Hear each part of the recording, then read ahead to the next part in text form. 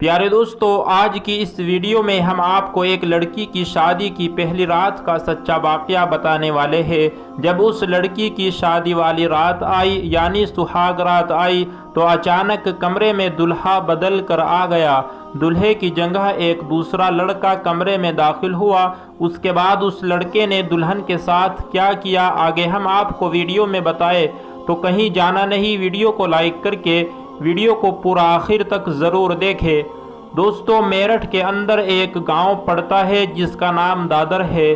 آج سے 4 سال پہلے دادر میں رہنے والی لڑکی کا رشتہ بجنور میں رہنے والے لڑکے کے ساتھ طے ہو جاتا ہے جو آرمی افسر ہوتا ہے، اور دادر کی جو لڑکی ہوتی ہے وہ ایک سرپنچ کی بیٹی ہوتی ہے۔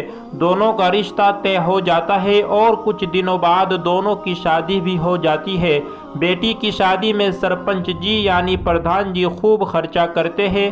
اس کے بعد وہ لڑکی ودا ہو کر اپنے سسرال آ جاتی ہے۔ شادی کی پہلی رات لڑکی سج سور کر دلہن کے کمرے میں بیٹھی ہوتی ہے، لیکن جو دلہا ہوتا ہے، جو آرمی افسر ہوتا ہے، وہ دلہن کے کمرے میں نہیں جاتا، بلکہ اس کی جگہ ایک دوسرا لڑکا جو ایک پیر سے اپاہج ہوتا ہے، جو ایک پیر سے لنگڑا ہوتا ہے، وہ لڑکھڑاتا ہوا دلہن کے کمرے میں داخل ہوتا ہے۔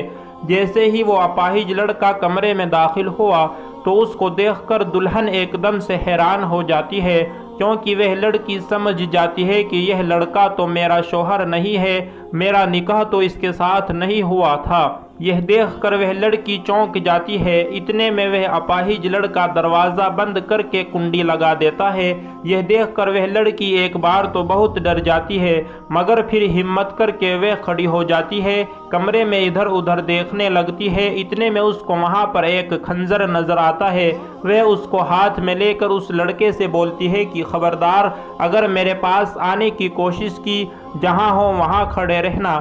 اگر تم نے میری طرف ایک قدم بھی بڑھانے کی کوشش کی تو اس خنجر سے میں خود کو مار لوں گی یا میں تمہارا قتل کر دوں گی۔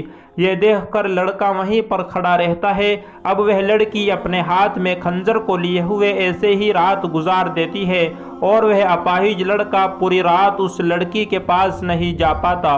اس کے بعد صبح ہوتی ہے، لڑکی دروازے کی کنڈی کھولتی ہے اور سیدھے باتھ روم میں چلی جاتی ہے، اور وہاں جا کر اپنے باپ کو فون لگاتی ہے اور رونے لگتی ہے اور کہتی ہے کہ ابو، ہمارے ساتھ بہت غلط ہو گیا، ان لوگوں نے ہمارے ساتھ بہت بڑا دھوکہ کیا ہے، رات کو ایک دوسرے لڑکے کو انہوں نے میرے کمرے میں بھیج دیا۔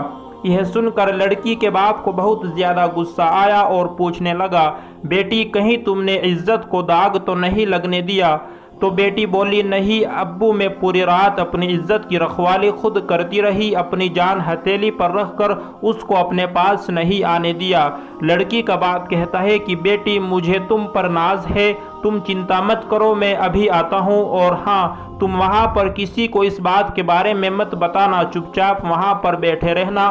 اس کے بعد واپس وہ لڑکی اپنے کمرے میں آ کر بیٹھ گئی۔ تھوڑی دیر بعد لڑکی کا باپ اچانک لڑکے والوں کے گھر بجنور پہنچ جاتا ہے۔ اس کو دیکھ کر لڑکے والے بہت زیادہ حیران ہوتے ہیں اور پوچھنے لگتے ہیں کہ سرپنچ جی، آپ کا اچانک آنا کیسے ہو گیا؟ سرپنچ جی کہتے ہیں، میں تو پاس والے گاؤں میں کسی کام کے لیے آیا تھا، سوچا بیٹی سے ملتا چلوں، اسی لیے آ گیا ہوں۔ یہ سن کر لڑکے والے بہت خوش ہو گئے اور کہنے لگے، تب تو ٹھیک ہے، آپ چائے پانی پی کر جانا۔ سرپنچ جی کہتے ہیں، نہیں، چائے نہیں پی لوں گا، اب میں آ ہی گیا ہوں تو اپنی بیٹی کو ساتھ ہی لے جاتا ہوں، کیونکہ اس کی ماں کی طبیعت اچانک خراب ہو چکی ہے، 2-4 دن کے بعد یہ واپس آ جائے گی۔ اس پر لڑکے کے گھر والے مان جاتے ہیں اور سرپنچ جی اپنی بیٹی کو لے کر وہاں سے روانہ ہو جاتے ہیں۔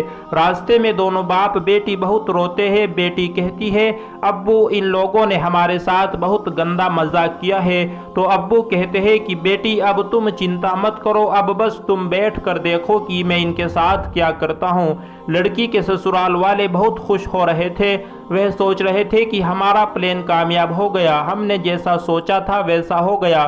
دوستو، ہم آپ کو بتا دیں کہ لڑکی کے سسرال والے جو بجنور والے تھے، اس لڑکی کے ساتھ ایسا انہوں نے کیوں کیا تھا، اس کے پیچھے ان کا کیا مقصد تھا۔ شادی کی پہلی رات انہوں نے दूल्हे को क्यों बदला था।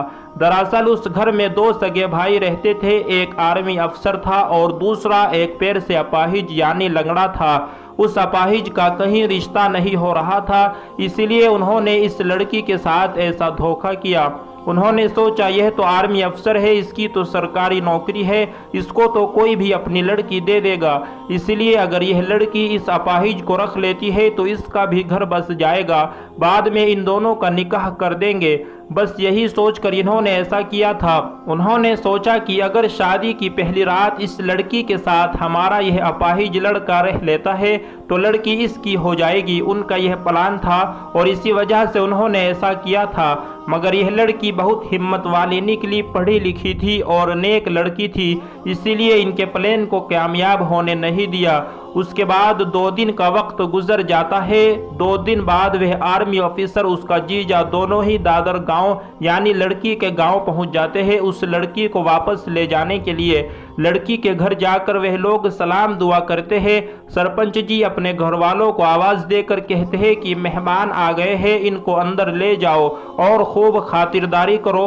उसके बाद उनको एक कमरे में ले जाया जाता है। वहां पर 3 से 4 पहलवान मौजूद होते हैं। इन दोनों के अंदर जाते ही वह पहलवान इन दोनों को पकड़ लेते हैं, उनके हाथ पांव बांध देते हैं, उनकी खूब अच्छी तरह से लाठी डंडों के साथ पिटाई करते हैं, मेहमान नवाजी करते हैं, क्योंकि सरपंच जी के घर वालों को काफ़ी गुस्सा था कि हमारी बेटी के साथ इतना घिनौना काम करने जा रहे थे। इसके बाद दोस्तों 2 दिन तक इन लोगों को खूब मारा पीटा गया। इधर लड़की के ससुराल वाले इनके बारे में सोचकर परेशान हो जाते हैं, अभी तक वह लोग वापस क्यों नहीं आए। फिर वह सरपंच जी को फ़ोन लगाते हैं और पूछते हैं हमारे लड़के बहू को लेकर वापस नहीं पहुँचे हैं, क्या बात है, सब ठीक तो है ना। तो सरपंच जी कहते हैं हाँ सब ठीक है, बस उनका यहाँ पर दिल लग गया है इसीलिए यहाँ पर रुके हुए हैं। यह सुनकर दूल्हे के घर वाले खुश हो जाते हैं और कहते हैं तब तो ठीक है। फिर ऐसा करते करते 2-3 दिन का वक्त और गुजर जाता है।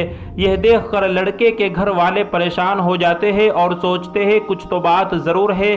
बस यही सोचकर वह अपाहिज लड़का और उसका बाप भी दादर में लड़की को लेने पहुंच जाते हैं। फिर उनको भी घर के अंदर उसी कमरे में ले जाया जाता है जिसमें उन दोनों को बांध कर रखा गया था।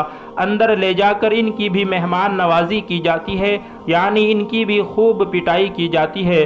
फिर वापस लड़के के घर वाले फ़ोन लगाते हैं और पूछते हैं भाई साहब क्या बात है, जो भी यहाँ से जा रहा है वह वापस क्यों नहीं आ रहा है। फिर सरपंच जी ने उनको सारी बात बताई और कहने लगे हमारे साथ इतना बड़ा धोखा क्यों किया, आपने हमारी बेटी के साथ इतनी गंदी हरकत क्यों की। यह सुनकर लड़के के घर वाले गिड़गिड़ाने लगे और कहने लगे कि हमें माफ़ कर दो। सरपंच जी ने कहा कि ठीक है हम आपको माफ़ कर देंगे, पर आपको हमारे घर आना होगा वैसे ही जैसा आप बारात लेकर आए थे, और किसी भी रिश्तेदार को कुछ मत बताना, और हाँ तुम्हारे खास लोगों को और रिश्तेदारों को साथ में ज़रूर लाना, और जो सामान हमने आपको दहेज में दिया था वह भी आपको पूरा का पूरा वापस लाना है। उसके बाद दूल्हे वाले उसी तरह वापस गए जिस तरह से बारात लेकर गए थे, उनका सारा सामान यानी दहेज भी साथ ले आए। सरपंच जी के रिश्तेदारों में उन लोगों के खिलाफ बहुत गुस्सा था, इसीलिए उनको मारना पीटना चाहते थे, मगर सरपंच जी समझदार थे, उन्होंने उन लोगों को रोक दिया और कहने लगे इसमें इन लोगों की कोई गलती नहीं है, यह तो बस रिश्तेदार है और गांव वाले हैं। उसके बाद सरपंच जी ने गांव वालों और उनके रिश्तेदारों को सारी बात बताई, सारी सच्चाई बताई। उनको बताया कि यह लोग किस तरह से हमारी बेटी की ज़िंदगी ख़राब करने जा रहे थे। यह सुनकर उन लोगों को बहुत ज़्यादा गुस्सा आया और उन लोगों ने भी उन्हें खूब खरी खोटी सुना दी और समाज से बेदखल कर दिया, उनका हुक्का पानी बंद कर दिया। दोस्तों उसके बाद सरपंच जी ने पुलिस को फ़ोन किया और तीनों को यानी बाप को, आर्मी अफसर को और अपाहिज लड़के को पुलिस के हवाले कर दिया। प्यारे दोस्तों आप लोगों को इस कहानी से क्या सबक मिलता है? क्या इन तीनों बाप बेटों के साथ सरपंच जी ने सही किया या इनकी क्या सज़ा होनी चाहिए थी? प्यारे दोस्तों अपनी कमेंट बॉक्स में राय ज़रूर दें।